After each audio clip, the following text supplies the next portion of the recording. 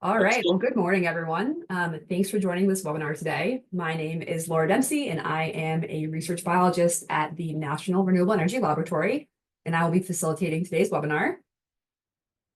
This webinar today is hosted by the Enabling Coexistence Options for Wind Energy and Wildlife, or EcoWind program at NREL. This program supports efforts to protect vulnerable wildlife species while ensuring sustainable deployment of wind energy. We have three main focus areas. First, to engage with community and with stakeholders on issues like defining research priorities. We also lead and collaborate on original research. You can see some examples of that to the left of the slide. NREL has a custom-built projectile launcher that would be used to validate strike detection systems. And we have various monitoring systems deployed at turbines on our Flatirons campus. We also aggregate and disseminate information on the global state of the science through a variety of mediums, including webinars like this one, workshops, research briefs, and publications. Most of our outreach is hosted on TFIS, and I put the link right there. But also some of our webinars and trainings have been co-hosted with the Renewable Energy Wildlife Institute and can be found on their website. NREL has a host of capabilities, including a diverse array of staff, expertise, and R&D infrastructure. And I encourage you to follow the link at the bottom of the screen to learn more about the program and opportunities to work with us. So today's webinar is the first installment in a multi-part series titled Perspectives on Wind Wildlife Constraints to Buildout. Really the idea behind this series is that often innovative and creative solutions are found external to your industry, with the idea that over this three-part series, we'll have experts from fields related to but outside of the wind wildlife domain speak on three major constraints to wind energy build-out. Today's first installment is focused on siting. The second will be on operations, and finally technology. We're hoping those two installments will be in July and August, so stay tuned for those announcements and for those events. We have three speakers today. First, we'll be hearing from Andrew, who is the Environmental and Permitting Director at Scout Clean Energy, a renewable energy developer and operator headquartered in Boulder, Colorado. Before joining Scout, Andrew worked as an environmental manager for EDP Renewables for 9 years, developing and building wind, solar, and battery storage projects throughout the United States and Canada. He's a master's degree in biology from Portland State University and an undergraduate degree in journalism from Indiana University. Joe Rand is an energy policy researcher in Energy Markets and Policy Department at Lawrence Berkeley National Laboratory. Joe conducts and leads research related to social impacts and perceptions, interconnection, economics, and deployment barriers of renewable energy. And last but not least, Jay Diffendorfer is a research ecologist at the Geoscience and Environmental Change Science Center at the United States Geological Survey in Denver, Colorado. His energy and environment work includes simulating future energy buildout and its consequences, understanding impacts of energy on populations, as well as land cover, wake effects, and vegetation. He is the USGS co-lead on the US wind turbine and photovoltaic databases. He recently co-led a USGS PAL Center working group studying how environmental and social restrictions impact national patterns of wind energy deployment in the US and interactions between future wind energy and bat populations. So each of our speakers will present in turn for about 15 minutes, and we'll use the remaining time for the Q&A session. So any questions you have, I invite you to type them into the chat, and I will relay them to the speakers during that Q&A session. So I think we'll go ahead and get started with Andrew if you want to share your screen. I figure out how to not. Oh.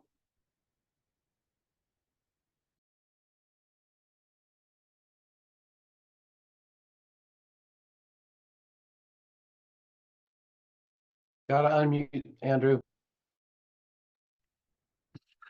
Gotcha. Thanks everybody for inviting me to share today. I'm going to provide an industry perspective on siting considerations and constraints. And the way I think about this is really in two parts. There are a lot of considerations that are based on wildlife and things that are non-wildlife. So I'm going to start with the non-wildlife section first. So there, I would say the biggest constraint or consideration is the wind resource, right? We can't put a wind project up where there's not enough wind to make it profitable or to build out a business case. And I'm going to show you a map here that'll help to illustrate that really well. Second consideration, transmission availability. We got to have transmission to get electrons generated at a project to where the demand is. And I've worked on a number of projects where this has been the biggest constraint. There may be a transmission line, there may be upgrade fees associated with it that are too much for a project to withstand. So this is a big gating item right now on wind across the country. The third item would be land availability. And part of this is, we need to find willing landowners that are okay with hosting wind projects on their property. Availability also has to do with, are there public roads? Is it accessible to be able to build a project in a location? And then the fourth thing, which is becoming kind of a bigger thing, and I expect Joe will kind of touch on quite a bit of this, has to do with local and state ordinances and the folks there in the community. Do they want projects there or do they not? And so these are kind of the biggest non-wildlife considerations. I'm going to go through a real quick case study to illustrate this on a project scale. But before that, I'll do a quick touch on what I'm going to cover on wildlife. So the big ones are going to be bats and eagles, but I do want to say that there are a lot of other wildlife considerations that I can't get into in any detail now. But when I talk about eagles and bats later, do know that we're considering other things too. We just can't go into detail. We have entire conferences over several days to talk about each of these in details. And I'm going to be at a super high level on each of these as we go through. But let's look at the map. NREL and AWS True Power built this wind speed map. This is 100 meters above ground. And there are three things I want to point out on this. Number one, you can see why offshore is such an attractive bet with wind speeds out in the near shore, consistent and at high rates of speed. It's a good spot to generate electricity. The second thing I want you to look at is the southeast there. You can see around Georgia, Alabama, Mississippi, South Carolina, the wind resource there, not great. And that really is the story on why there's not a wind build out in the southeast. This is at 100 meters. Maybe if turbines go higher and technology gets us up there, maybe we realize better wind speeds and a project is possible there, but currently it's not. Then the last thing I want you to look at here is the center stripe in the US of these purple and blue areas. The wind resource there is great. And in West Texas, there has been a built out on transmission to allow for a lot of projects there, but you're not going to see that in some of these other states. And we're going to focus on Kansas and Western Kansas because I got a good case study there. So when I'm looking at Kansas, in this case study of a project that has been built, you can see Western Kansas and the warmer colors. These are 80-meter hub height. A lot of good wind there, but all the demand, not all, but most of the demand's over there in the east close to Kansas City. And so right now, there's not a good transmission line getting wind from the southwest of Kansas to the east. And it could cause, to build that transmission line over hundreds of miles is way more than any one project can put forward. So we're going to focus our look here on eastern Kansas. Among those primary considerations I laid out already, we're looking for a wind resource on this map that corresponds with the green. 8 meters per second or higher is ideal.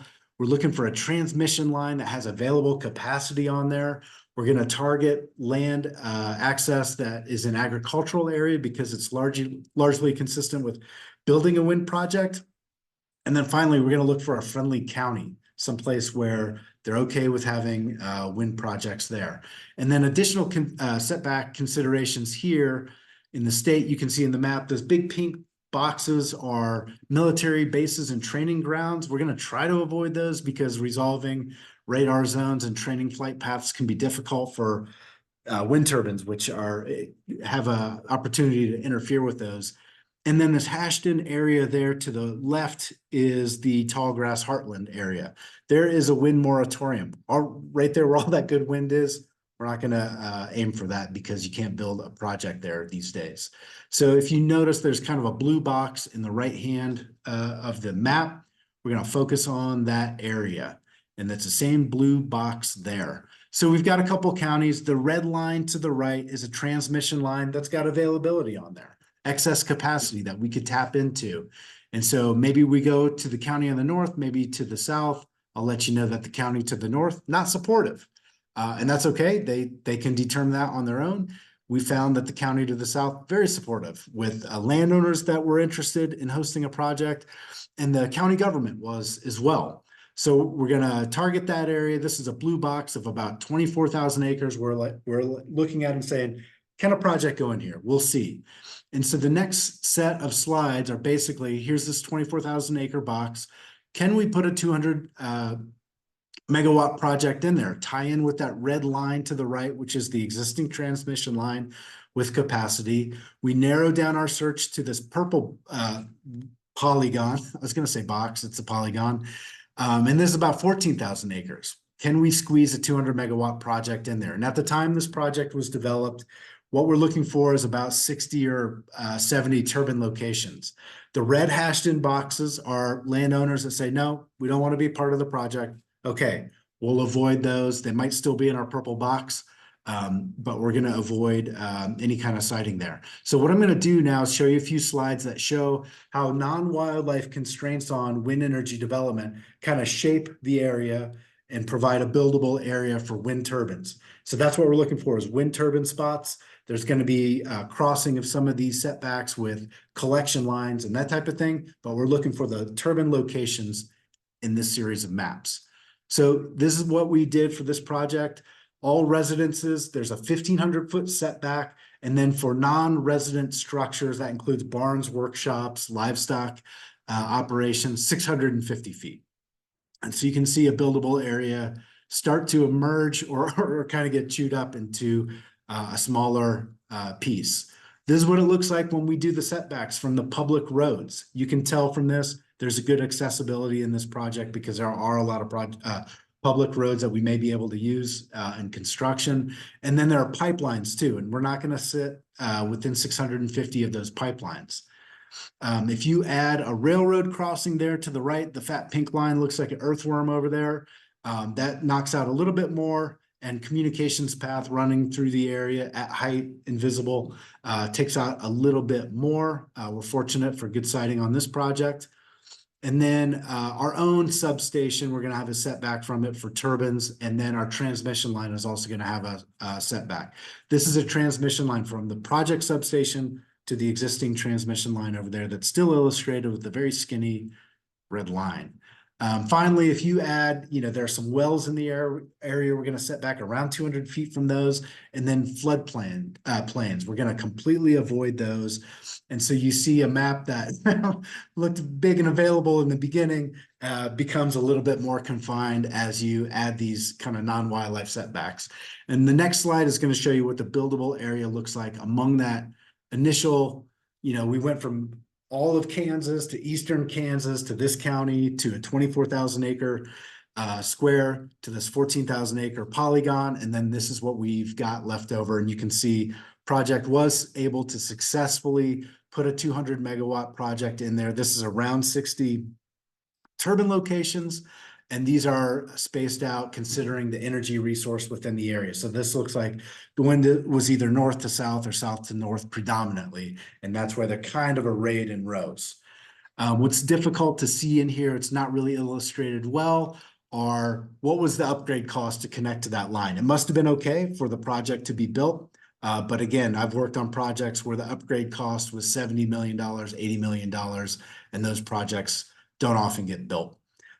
State market and local siting policies were a little bit illustrated in there with some of those setbacks, but you didn't see property tax policy that may have had turbines go in some places and not others.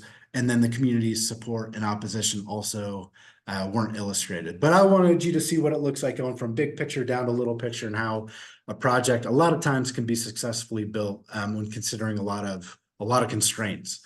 I want to switch over to wildlife now. I'm going to talk briefly about eagles before we get into bats, and I end. The wind energy industry has had interactions with eagles from the very beginning. I'm going to give you a super condensed timeline with some of the major things that have happened. Again, going back 35 plus years, the Altamont wind resource area in California, an area that had up to 8,000 wind turbines at a time, Some of the earliest reports I remember reviewing were from 1989, documenting golden eagle fatalities through blade strikes at the projects out there. Another big landmark here was the delisting of the bald eagle in 2007, one of the greatest success stories, conservation success stories, I think, within the Endangered Species Act. Eagle was listed right from the beginning and has really had a miraculous recovery in areas that are overlapping now quite a bit with wind energy. There was a permit program for incidental take of eagles that was promulgated by the Fish and Wildlife Service in 2009 under the Bald and Golden Eagle Protection Act. It's been a difficult process for the industry side. I'm sure it's been a difficult process for the Fish and Wildlife Service side as well, but there's a good update here at the end. I'll also mention that there have been prosecutions for, I guess, unlawful take of bald eagles. These were prosecutions under the Migratory Bird Treaty Act in 2013, 2014, and more recently in 2022. But all of this kind of gets to the point where we are today, which I think is a good story of the 2024 permit program update.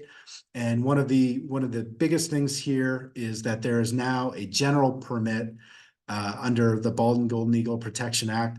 And this general permit, if you're familiar with how wetland permitting and waters of the U.S. permitting is done through the Army Corps of Engineers, they have a nationwide permit where if you can document that your impacts to waters of the U.S. are kind of within a low threshold, there's a real clear, quick permitting pathway forward. And that was the inspiration for this general permit now, where if your project, your wind project, is entirely within a general permit region, you can do kind of a streamlined permit where you're applying online, you're providing mitigation according to your hazardous volume, and you can have a 5-year permit that will permit incidental take of 2 golden eagles and 2 bald eagles for a 5-year term, and then you can potentially re-up it or land over in the specific permit pathway, which is similar to the way it was before this general permit. So I'll just show you the screen here of the general permit availability within the US. So if your project is entirely in the green,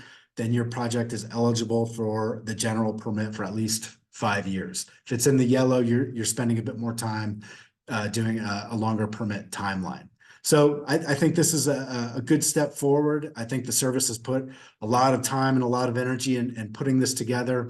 And it has helped to alleviate not every concern with eagles, but for a lot of projects, especially in the Midwest and Upper Midwest, that where bald eagle populations have, tripled over the last 10 or so years. So it's a great first step. I will change the tone a little bit and talk about bats now, because there is quite a bit more of a challenge. And again, I'm going to skim this at a very high level. Again, we do full-day meetings, multi-day conferences to talk about this stuff. But from the industry perspective, there are a number of bat species that have ranges that overlap the wind installed and development projects. Incidental permits are available under the Federal Endangered Species Act under Section 10. If you don't have a federal nexus, they take quite a bit of time, quite a bit of money. There's compliance monitoring, minimization required, and mitigation as well. And so when the minimization is increased cut-in speeds during different times of year, depending where you are, depending what species. And one of the results of that is generation lost. And so as we, consider bat species that are currently listed, I'm going to show you some range maps of those. And then there are upcoming listings that will really put a lot of pressure on the industry and could result in quite a bit of generation loss during certain times of year. Again, can't go into super detail on this, but I just want you to see kind of what we're thinking about. So we've got, these aren't all the bat species within the US. These are the ones I would say that have the most overlap with wind projects. So the gray bat, the Indiana bat, and the northern long-eared bat already listed. Tricolored bat we're expecting this month maybe. And then future little brown bat and hoary bat may have a significant impact in considering siting for wind power. And I'd like to show you that. So the first slide here, this is a combined gray bat illustrated in gray Indiana bats, kind of that light green, and then that ugly yellow, sorry for the color, that's the northern long-eared bat. These are the ones that are currently listed and have a lot of overlap right now with the wind industry, especially in the Midwest. To note here for tricolor bat in this next picture, now we're including basically most of that, but now Texas too. And so for wind development, folks in Texas, people that develop and operate wind projects, most of us haven't had to think too much about federally listed bats in Texas. And when the tricolored bat shows up on the endangered species list, we will. And so that's going to move the needle quite a bit. So in the future, we may see the little brown bat listed. The 2026 is when the service is kind of looking at it. That might not be a list date, but they're doing a lot of the analysis in their work plan now. And then hoary bat basically covers the rest of the country. So wind developers or operators who are not thinking about bats today are definitely going to be thinking about them in the future. And when it comes to avoidance or minimization for hoary bats, you might be able to avoid Indiana bats at 6.9 meters per second. It's a painful approach, but hoary bats are bigger bats, stronger flying bats, and maybe it could be up to 10 meters per second or higher for avoidance. So this is going to affect the industry quite a bit. I'm sorry, I threw it all on you without a chance for any nuanced discussion, but I'm at the end of my time, and I just really quickly want to show you guys. These are according to the 2023 American Clean Power year-end market report. This is the amount of operating wind in each of these states that has over 1 gigawatt. So 41 gigawatts in Texas, likely to be affected by bats now, and you can kind of see it. Sorry, it's a sloppy mess, but I want to put all the bat ranges in there too, and we'll get a multicolor map. And with that, I'm going to drop. I want to thank my team over at EDP Renewables for helping to develop the slide presentation, and American Clean Power Association too. And I'll stop there. And thank you for inviting me to share.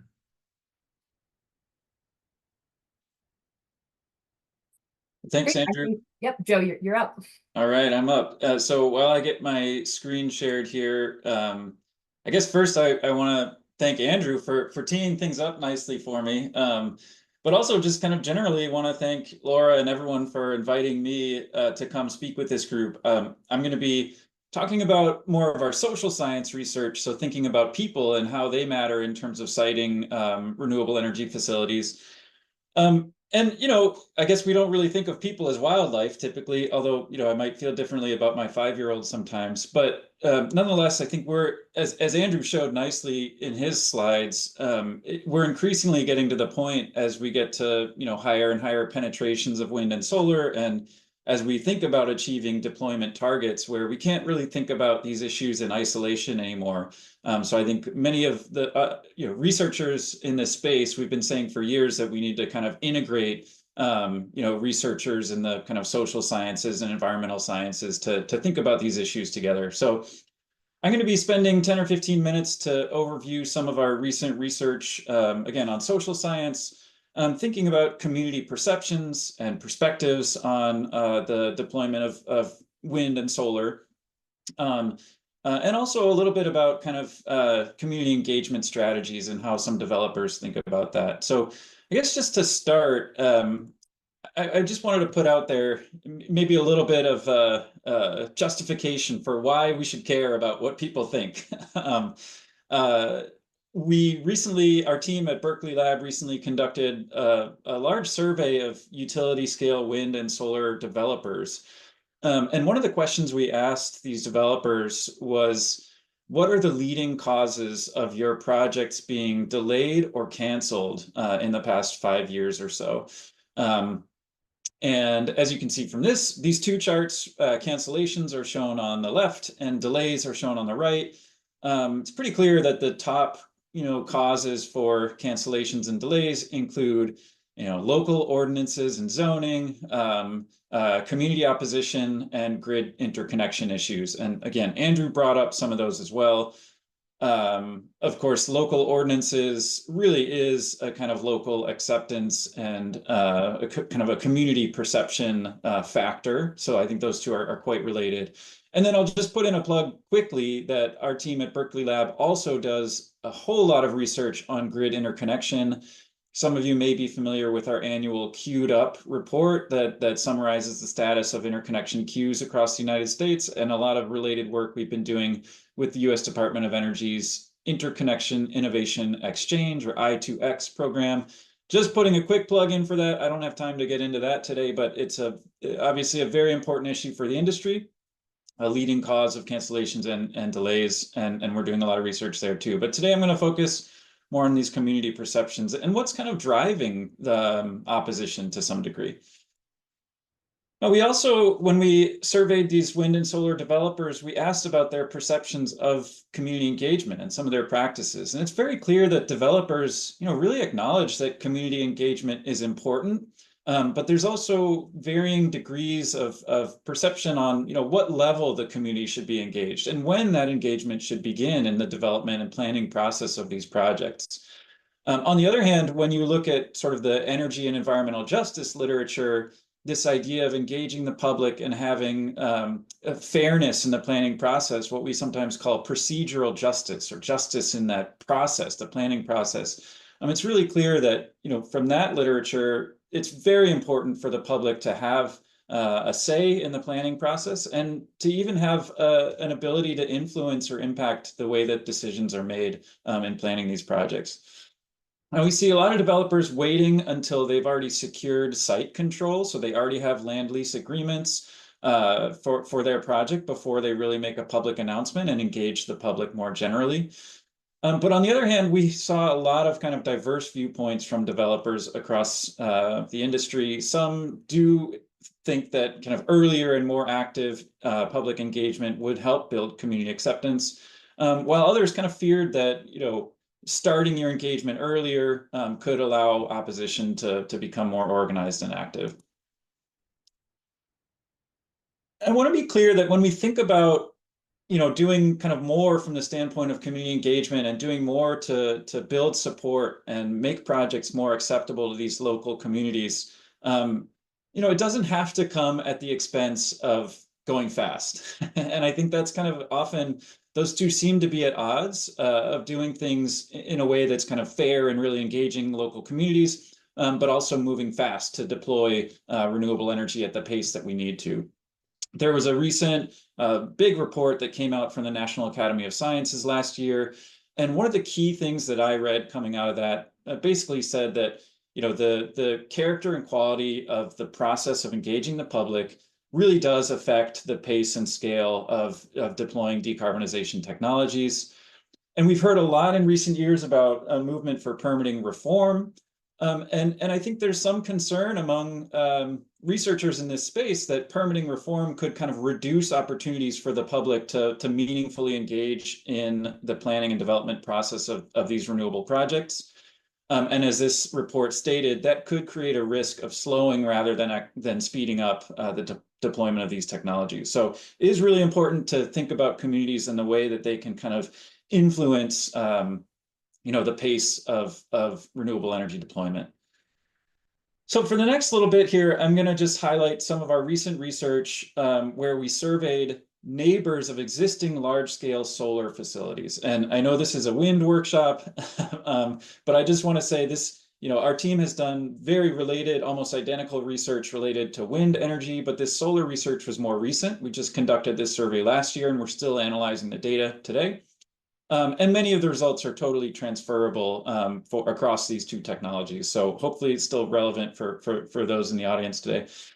As you can see on this map, it was a national survey. We basically looked at every large-scale solar facility that was installed in the United States through 2021 that had a capacity of 1 megawatt or larger. And then we did basically a random sample across the whole United States and collected data from nearly 1,000 residents that lived within 3 miles of those projects. The whole point of this survey it was to gather kind of insights and perceptions from those who actually have experience living near these projects. And I will say, kind of going back to Andrew's presentation earlier, in some ways, social science is very tricky, and it can be complicated and hard to kind of tease out quantitative findings from people's perceptions and beliefs. On the other hand, compared to something like birds and bats, at least we can do this research where we actually ask people what they think and how they feel. It's a lot maybe harder to do that sort of thing with birds and bats in some ways.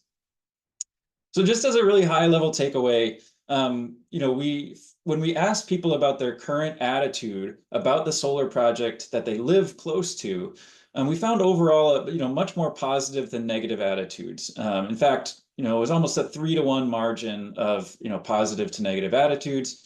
But you can see the biggest chunk, or the plurality there in gray, really hadn't formed a strong opinion one way or the other about the solar project that they live near. So, overall, maybe it's nice to see that just 15% of the respondents had a negative or very negative attitude toward their local solar facility.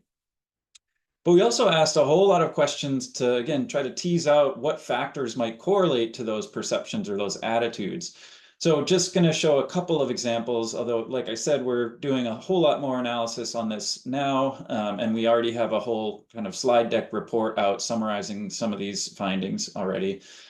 But the first one I'll show here just asks, what effect has the local solar project had on the aesthetics of the landscape? So this is really kind of what's the visual impact of that project on your landscape.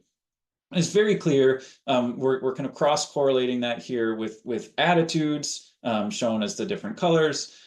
It's really clear from this slide or this chart that attitudes are quite strongly correlated with one's perception of the aesthetic or visual impact. But on the other hand, you can also see that some respondents are really kind of navigating the trade-offs of hosting a large-scale solar facility in their community. So the red box that I'm highlighting here shows that a lot of people still hold a positive or very positive attitude toward their local solar facility, despite acknowledging that it did worsen the local landscape aesthetics. So I think I just want to be clear that there's more to the story of attitudes here than just visual impacts. Although it is a strong correlate. Another one that we find to be strongly correlated, and this goes back to the first few slides I showed, is the perception of the fairness of the planning process. So again, if you kind of follow the fraction of each of these bars that's yellow or dark yellow versus blue or dark blue, it's really clear that those who believe the planning process was unfair are much more likely to hold negative attitudes toward their local project and vice versa. So again, this kind of really indicates that there's value in the planning process to build that community support and then maintain positive attitudes about these projects throughout the life cycle of the project. I'll also just note that the vast majority of respondents we asked were actually unaware of the planning process. They weren't engaged. They weren't a part of it while the project was being planned and developed. And you can see on the bottom, it's kind of grayed out, but the most of those tend to have more positive than negative attitudes. I kind of just alluded to this, but we were, I have to say, a little bit shocked to find out when we asked when people first learned about the solar project that they live quite close to, the vast majority learned about these projects, basically after construction began. And in fact, only less than 20%, about 17% of the respondents were aware of the project prior to construction. So in my opinion, when we think about engaging the public, enhancing procedural justice to make sure that these planning processes are fair and the public that are hosting these projects actually have a say in the process and have the ability to potentially influence the outcomes or the design of the projects, feels like we have a lot of room for improvement when we find that just 17% of the public were actually aware of the project prior to construction. Lastly, just to highlight a little bit about when we think about the planning process, one of the kind of core tenets of this concept of procedural justice, or making sure that the process is fair, is providing information to the public about the project and its potential impacts, both positive and negative, to the public. So we asked these respondents which entities they trust to provide information about proposed energy projects in their community. And I think it's just really important to highlight that, in general, people really trust other energy project neighbors. So those with actual experience living near energy facilities would be highly trusted, alongside nonprofit energy organizations and community organizations, and university faculty and staff. Now, if we go down to the bottom of the chart, you see that unfortunately, project developers and government officials are really the least trusted entities to provide information about potential projects. So obviously, there's a role for energy developers like Andrew and his organization in terms of engaging the public and informing them about their proposed projects. But we can't put it only on developers. We really need to engage what I would call kind of more neutral third-party entities to conduct some of this community engagement and provide information that's considered to be more neutral or unbiased, rather than coming just from developers or relying only on developers to do this community engagement and provide information about these proposed projects. So with that, I'm going to pause here. We have a whole lot more research on our website, so do check out the LBNL website and look for all of our work on community impacts and public response. My email is there if you want to learn more about any of this work, and I will pass it to my friend and colleague, Jay Diffendorfer at the USGS.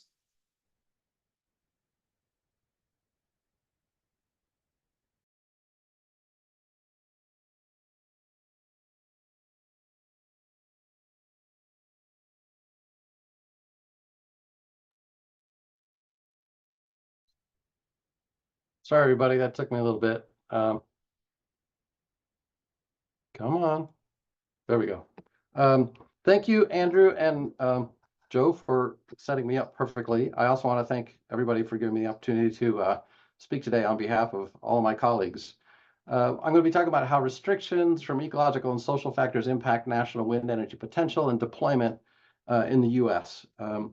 Give a little brief background, a little bit on our methods, and then into the preliminary results we have to date. So this work was sort of formally came together as part of a USGS PAL Center working group. The USGS has this thing called the PAL Center. It's a Science Synthesis Center up in Fort Collins, Colorado. And we had a working group that was made up of scientists from the National Renewable Energy Lab who run these big energy forecasting, energy projection models that I'll talk about in a few slides from now. Fish and Wildlife Service individuals who work primarily on bats, and then a bunch of ecologists and wildlife biologists and quantitative ecologists from USGS. And so I just want to sort of say briefly in sort of this cartoonish kind of way, like what we were trying to do at the PAL Center. So a lot of us come from a wind energy wildlife kind of background where we have spent a lot of our time studying wind energy impacts on wildlife. But it was very obvious to me in the exact same sort of vein and theme that Joe was just talking about the need to be more integrative in our thinking about wind energy. We really wanted to begin to investigate this three-way interaction, if you will, between national decarbonization goals, the role wind energy plays in that, and then the wildlife impacts, and at the same time, the need to conserve wildlife in America and how those things interact with one another. And what that ultimately means if we're really going to set aside a lot of land for wildlife, for example, can we get to decarbonization goals? Or does that change the wind energy mix or the mix of energy in America, things of this nature? So that's sort of what we're trying to do. We have this general workflow over here that I won't talk about. It's basically taking the NREL energy projection models, fatality data on bats, and biological sort of population ecology models and linking them all together to sort of understand these trade-offs. What I'm going to be talking about today is the stuff in red, where we're trying to address this question of how do constraints affect wind energy development and costs, wind energy deployment and costs. So what we're doing is we're taking ecological and what I'm calling social constraints. I'm sure Joe cringes at that a little bit, but what do you expect when you get some engineers and ecologists together? But we're plugging these into the energy projection models, and then we're simulating different future wind scenarios and comparing them with one another. That's the general workflow of what we're doing here. And so I just want to stop first and sort of talk briefly about the models that we're using. NREL has an amazing crew that's been a team of almost 40 members that have been developing the reads and rev sort of models, I don't know, 10, 15 years for now. These models ultimately simulate the amount and location of energy development across the United States. These are award-winning, best-in-class sort of simulation models. They're really quite amazing. I suggest anyone who's curious, Scenario Viewer is a great place to go and sort of see the different sort of model runs and sort of what the implications are of those. So I'm very fortunate to work with this amazing team of folks. As an outsider, it's been a phenomenal collaboration so far. Just briefly for the talk, the main idea here is to think about what revs and reads do, and the fact that rev is actually creating inputs that go into reads, and the constraints that we use in the modeling framework are all integrated through the rev side of things. But reads is basically an optimization model that's going to try and optimize basically energy capacity build out as sort of the goal while minimizing costs, subject to a bunch of different constraints. And those constraints enter the model as these inputs. Rev in particular produces two inputs that reads uses. The first is this hourly and spatially refined resource availability. I think I can do this with a pointer here. This one, hourly spatially, it runs on an 11.5 kilometer sort of grid cell across the US. It produces things like wind capacity, or the wind resource or the solar resource. It also includes things about capital costs, operations, et cetera, and for wind and solar, where reads picks in fuel cost projections and other things for the non-renewable energy types. But all this goes into reads, and reads ultimately then outputs estimates of generation and storage across the US, transmission, emissions, and costs of the total system, the price of electricity, et cetera. Okay, so I said we use rev to integrate these constraints that we're talking about. And so this is a little schematic of how rev works. So this is Iowa, and overlaying the entire US is the wind speed potential map, or a wind speed map of the US. If you come down here, this is very similar actually to what Andrew was showing, right? So if you come down here and we zoom in some more, and we finally get down to this fine scale resolution where we can see the offsets associated with roads and structures, removing essentially wind potential and the wind resource that would be fed into reads. So this is sort of how rev operates. It operates at a 90-meter spatial resolution. Most of the time, there's some hierarchy in there. But we're sticking in environmental and social constraints, like in this case, you see roads and home setbacks into reads using this general method. So just some of the ecological constraints and how we did this. These were broken down into different sort of, I say, categories. We have species level constraints. This might be setbacks from bat hibernacular or golden eagle nests, avoiding lesser prairie chicken core habitats, things of this nature. We also focused on important habitats, so sagebrush habitat, Bureau of Land Management, critical areas, things of this nature. We had some classes within the protected area databases, like the National Conservation Easement Database and U.S. Protected Areas Database, that we excluded energy from. And then we had some other setbacks associated with water. All of these enter into the model as basically maps. Here are some examples of those. The three sort of general maps with red in them are all basically geospatial data layers of land use, land cover, or sage-grouse habitat, things of this nature.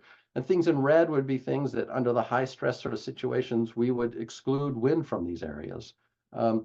Whereas the Indiana bat, we wouldn't exclude wind energy from this, but we might alter the curtailment practices that have to take place, making wind turbines in this area essentially less cost competitive than wind energy placed outside of it, for example. I just want to point out that NREL's done previous siting constraints work.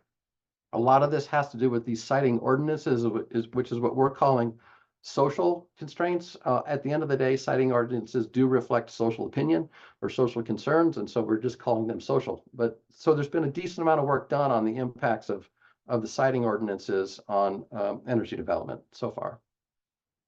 So what we were really interested in is this trade-off space, right, between getting to decarbonization and siting and constraining where wind energy goes, either for social reasons or for ecological reasons. And so we had basically 8 scenarios that we compared. These were broken down to 2 different greenhouse gas emission sort of scenarios and 4 wind siting scenarios. So we had a current policy sort of low demand scenario, sort of current conditions for the policy sort of environment with low demand for future electricity. Whereas at the other extreme, we had a 95% CO2 reduction. So we're really trying to decarbonize And we're doing this in a high demand way, which means we're also decarbonizing transportation and other things. So really pushing the envelope in terms of how much electricity we're going to need in the future. For wind siting, we had baseline conditions, basically the existing regulatory environment. We have this high ecological stress. I went through the kind of constraints we put in there. And so that's what the high ecological stress sort of scenario looks like. High social stress is the baseline conditions plus more stringent constraints related to local siting ordinances. NREL has an entire database of local siting ordinances that they've pulled together over the multiple years. So we included average values from that sort of stuff into here. Radar, military facilities, airspace, things like this are all avoided. And then the high combined stress is basically the combination of all three of these. And so now let's talk a little bit about results. So this is basically what happens in our scenarios when we compare sort of baseline to the main sort of constraint types. So in the baseline scenario, we see a lot of blue. Those are basically 11.5 by 11.5 grid cells that are essentially getting almost maximum capacity out of them, about 275 megawatts. This baseline condition suggests there's about 15,000 gigawatts of available capacity under baseline conditions. When we throw in this high ecological stress situation, you begin to see certain areas being essentially having less capacity because of the setbacks and the other types of requirements that we put into the model. We lose about half of the total capacity. That's still plenty of capacity to get to decarbonization. Sort of most projections suggest we need about 1,500 gigawatts to decarbonize, about 10 times more turbines than we currently have in the US. The high social stress really knocks things back, in part because of the infrastructure setbacks. There's a lot of roads and buildings in the US. And so if you begin to avoid those, you really lose a lot of capacity. So that's down from 15,000 to about 3,200. And then when we combine them, we go all the way down to about 1,800 gigawatts of available capacity in the US. Still enough to get to decarbonization, but doing this has consequences that I'll talk about in a slide or two. So if we just look at baseline conditions, I think the important thing here is that wind energy, our graphs sort of show that in the absence of any of these constraints, wind energy expansion happens either under current policies or low carbon scenarios. Wind will play a critical role in our energy system. It's cheap, it's reliable, it's a good way to get things done in terms of putting in new electricity production. And under low carbon scenarios, it's going to increase from about 10% of current sort of generation up to 42%, with solar picking up the rest of it. So we see big important roles of wind energy in the future, I guess. So I just want to put this little red star up here to set you guys up for the next slide. We're going to be comparing what happens to this particular scenario. So this stacked bar chart here, this future 2050 low carbon, when we begin to put in those different types of constraints. And so this is different from that baseline scenario with the star over it. And what you see, and this is capacity, this is that low carbon 2050. As you go from ecological to social to combined, you see greater and greater reductions in wind energy. And that's replaced essentially with solar, carbon capture and storage, natural gas, offshore wind, things of this nature. So we're shifting the energy mix. We're still trying to get to our 95% decarbonization goal, but we're shifting the energy system to get there. And you see this both in capacity and in generation. So we're seeing more solar, more storage, more carbon capture solutions, more nuclear, more offshore to get this. And that has consequences for the overall sort of price and other aspects of the national energy system. A is just the capacity, so we see less deployment. And here's baseline up here, pushing about 1,200 gigawatts. Ecological knocks it down some, a lot less relative to, say, social or combined.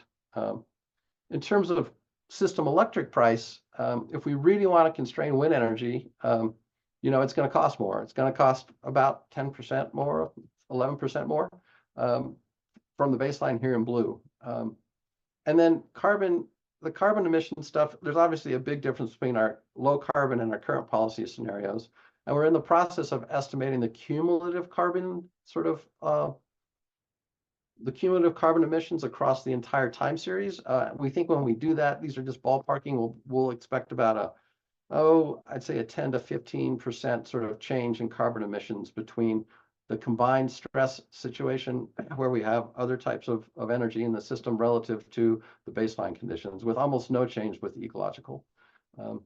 So that's kind of the consequences that we're seeing when we really stress the systems and put in these highly constrained sort of worlds into the models. So the other thing that we want to point out is that the impacts are not uniform across the US. I mean, wind energy already is not uniform across the US. Andrew showed that very nicely. And so wind energy deployment's not sort of uniform. The model has, and this is not my expertise, right? But the model does have some evolution of the technology through time. And so you do see build out in the southeastern US where wind speeds are lower. And this is sort of the difference between, or the high ecological stress relative to the high combined stress. You can see the sort of differences that the models are spitting out at this point. So we see differences in these geographic patterns. We see associated impacts to wildlife and ecology and people are going to be different depending on the siting constraints that end up evolving in the United States.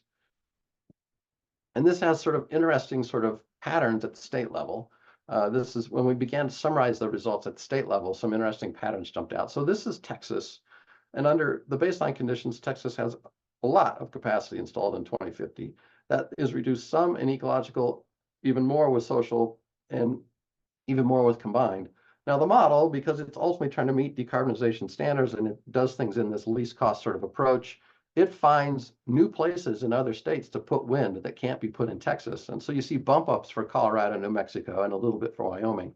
So it creates these really interesting trade-offs and variability in terms of state level patterns of development that popped out of these models.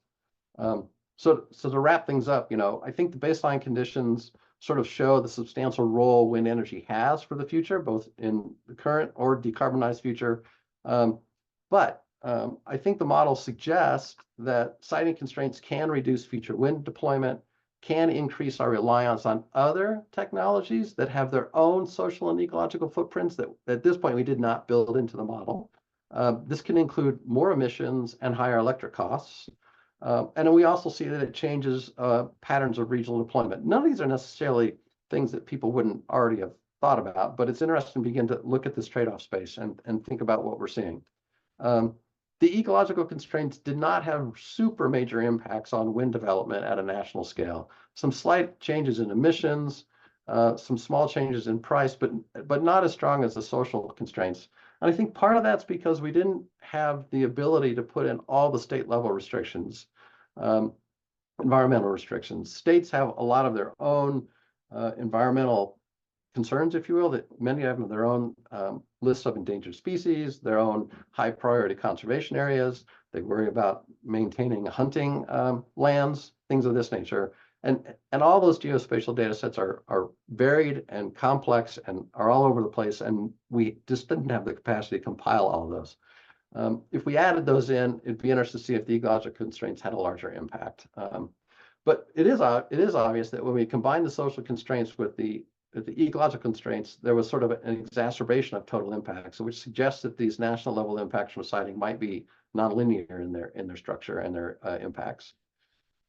Conclusions, we have a lot of work to do. The trade-offs are multifaceted, complex. This space that we're talking about here needs a lot more work to be done. There's been our work, Grace Wu and others have done this sort of work with energy simulation models and thinking about ecological constraints. But we ran 8 scenarios, and there's a lot more work to do. So stay tuned. And I think that's it. If you have any questions, I can help you on some. Anthony Lopez from the National Renewable Energy Lab can help you on the nuances of the modeling.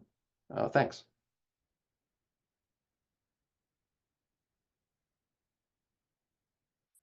All right, thanks so much, Jay, and thank you to our 3 speakers. We have about 5 minutes for Q&A, so not a ton of time. So you're welcome to put your questions in the chat. I think the default option is to message them directly to PNNL. Just a reminder, if you want to switch that to everyone, or you can send questions directly to me.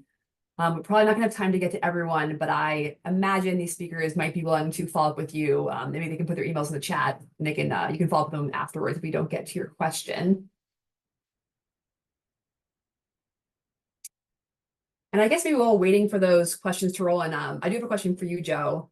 Obviously the project you were just presenting on was focused on solar, and I think it's a really great thorough project. So I'm glad you shared those results.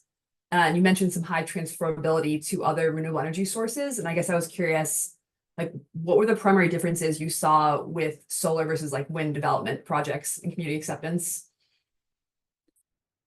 Yeah, good question. And I'm glad that I can be able to highlight that. So we did a wind survey, or a survey of wind energy project neighbors back in around 2017.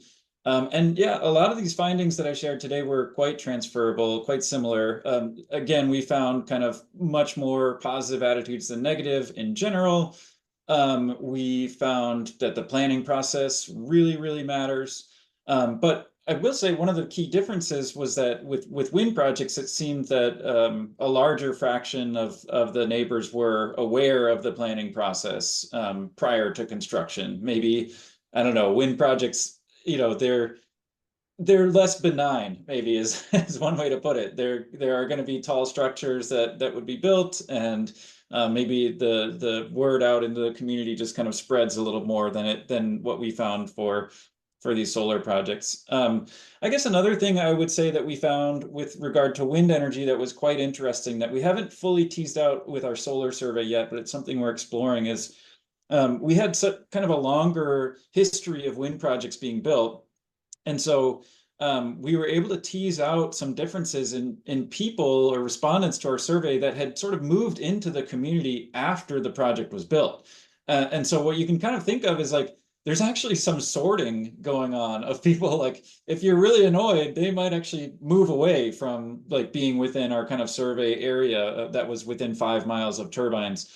And then if they don't mind it or they actually like it, we're seeing people move in. So what we found is like a pretty significant difference between survey respondents who moved into the community after the wind project was built compared to those who had lived there previously. So definitely want to kind of tease that out too, but I do think it's just kind of interesting for a number of considerations that there's been other research that shows kind of almost a U-shaped curve with regard to acceptance and attitudes, where you know, when you first announced the project, Andrew might be able to attest to this, that, you know, attitudes kind of dip down, people are worried and fearful, and then when construction begins, it's like, oh man, there's all this construction impact, the trucks are annoying, whatever.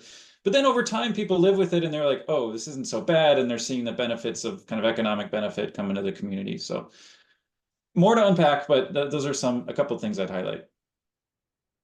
And I guess really quickly, I know we're almost to the hour, Andrew, does that reflect some of your experience with building wind versus solar projects?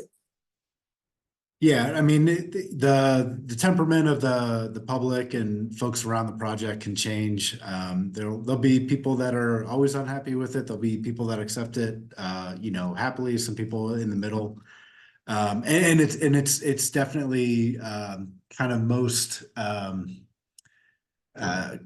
intense right in the beginning and during construction, just like Joe said. Like, the construction phase of a project can be pretty intense and last for an entire year with lots of vehicle traffic, large vehicles. I mean, trucks that bring in blades are, you know, 80 meters long or whatever, can be a significant impact in the community, but it seems like it does kind of tamper down after that part of the project is complete.